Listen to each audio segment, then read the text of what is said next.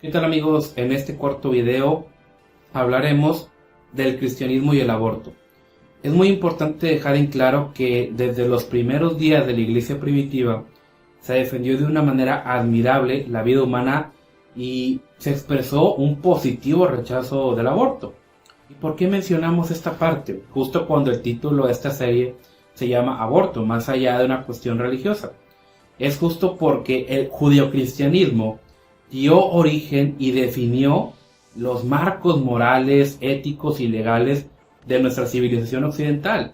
Nos guste o no, esta cosmovisión judeocristiana ha moldeado nuestra manera de ver el mundo y todo lo que en él habita también.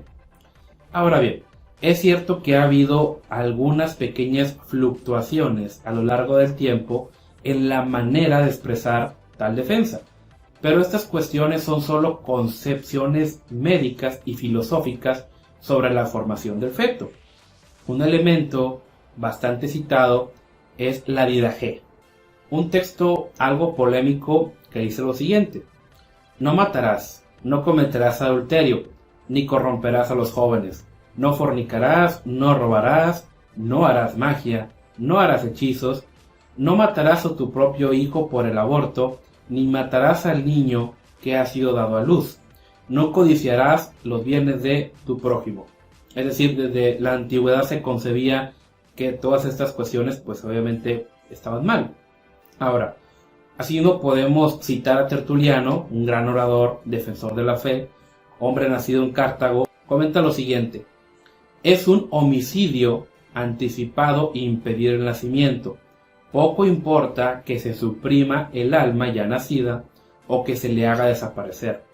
En el nacimiento es ya hombre aquel que lo será, el fruto está siempre presente en la semilla.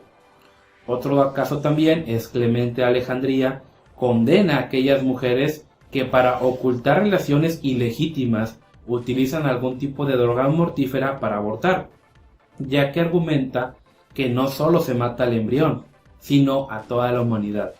Es justamente este hombre quien, ojo, no condena el aborto solo por cuestiones religiosas, sino por razones de respeto a la vida y la naturaleza humana. Es decir, una cuestión un poco más general, un poco más filosófica. Tenemos caso también de Marco Minucio Félix, un abogado romano que escribió a finales del siglo II una muy buena obra titulada Octavio. Y esta obra es un diálogo entre tres personajes, dos son cristianos y uno es pagano. Y el texto presenta una defensa de la fe cristiana. Y voy a citar lo siguiente de dicho texto: hay algunas mujeres que, bebiendo pociones medicinales, destruyen la vida no nacida en sus entrañas y asesinan al hijo antes de darle a luz. Este texto como tal califica el aborto de parricidio, ya que considera que la muerte que causa la madre se añade al homicidio la agravante del parricidio, de acuerdo a las categorías jurídicas del derecho romano en aquellos días. Otro caso también es Atenágoras de Atenas. Se conserva una obra suya titulada Súplica a favor de los cristianos, escrita alrededor del año 177 y dirigida a los emperadores Marco Aurelio y a su hijo Cómodo. Decimos a las mujeres que utilizan medicamentos para provocar un aborto que están cometiendo un homicidio y habrán de dar cuentas a Dios por el aborto.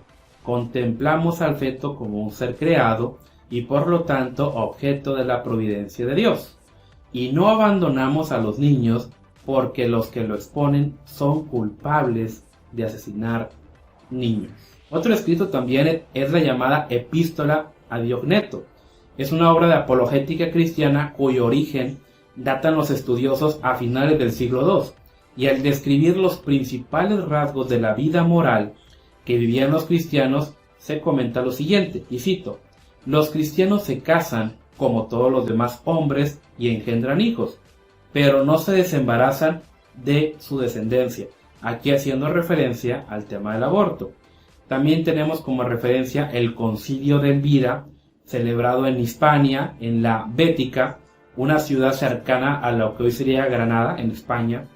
En su canon 63 sanciona con la pena de excomunión a las mujeres que hayan abortado a un hijo fruto de adulterio, pena que no podrá ser levantada ni a la hora de la muerte.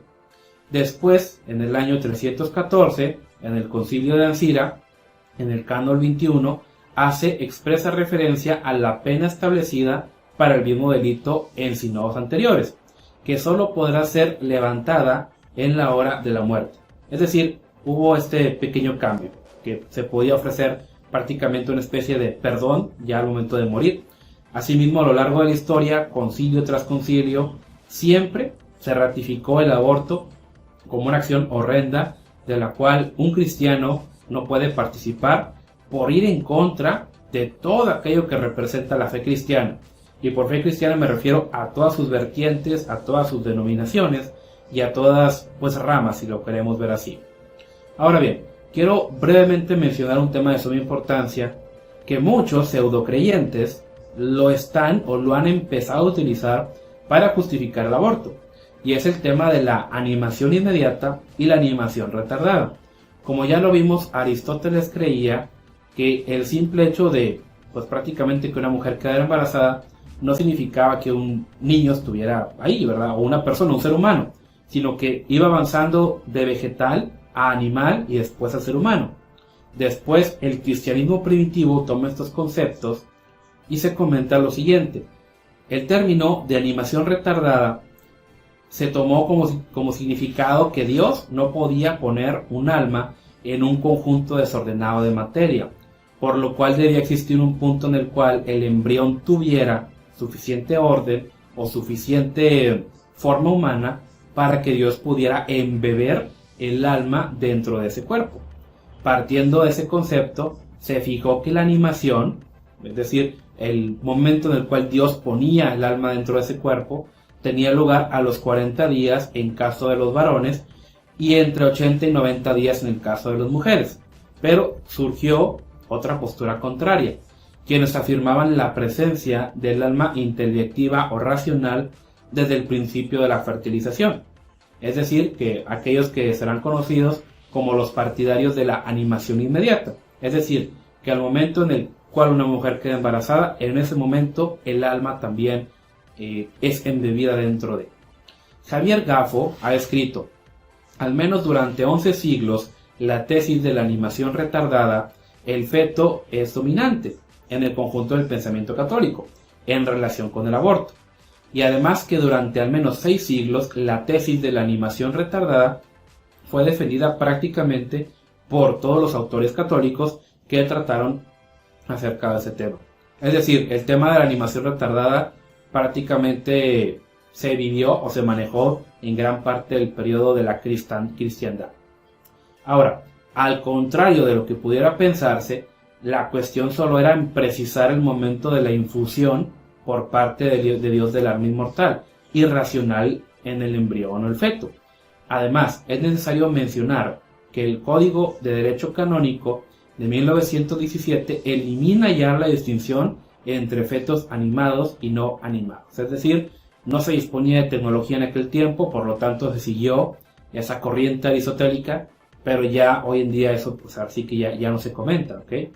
Además tenemos el Código de Derecho Canónico y el Canon 1398, y cito: quien procura el aborto, si éste se produce, incurre en excomunión latae setentiae. Es decir, hoy en día ya prácticamente el aborto por toda la cristiandad es prácticamente condenado, tanto por la rama católica, la rama ortodoxa y ahora sí que la rama protestante, si lo queremos ver también de este modo, ¿ok? Es un consenso ya universal que el aborto es considerado un asesinato y concebemos que la vida empieza desde la fecundación. Esto no es en base, ahora sí que a cuestión religiosa, sino a cuestión científica, a cuestión biológica, en el cual cuando se unen los dos genes, tanto el masculino como el femenino, se da inicio a una nueva vida, ya que en ese momento no es un proceso desordenado y un conjunto de células desordenadas se empiezan a formar, no, sino que el código genético ya trae las instrucciones para generar un cuerpo humano. ¿Ok? Amigos, yo me despido como siempre diciéndoles que el socialismo no funciona y a los hechos no les importan tus sentimientos.